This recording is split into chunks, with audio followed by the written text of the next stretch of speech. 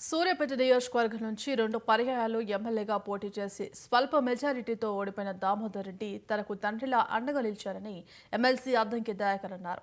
Party కోసం కష్టపడి కార్యకర్తలకు అండగా ఉంటారని, తనకు రాజకీయ ఓనమాలు నేర్పిన ప్రాంతం తుంగతుర్తి అని చెప్పారు. ఎప్పటికీ ఈ ప్రాంతాన్ని మర్చిపోరని, పార్టీ కోసం కష్టపడ్డ కార్యకర్తలకు అండగా ఉంటారని అన్నారు. తుంగతుర్తి ప్రాంతాన్ని అభివృద్ధి చేయడం కోసం తాను కృషి చేస్తానని చెప్పారు. తుంగతుర్తిలో 2 సార్లు కంటెస్ట్ చేసినప్పుడు వారు ఇచ్చిన సహకారంతో పాటు నాయకుడిగా ఎదగడానికి వాళ్ళు ఇచ్చిన సహకారం కూడా నేను మర్చిపోలేదు.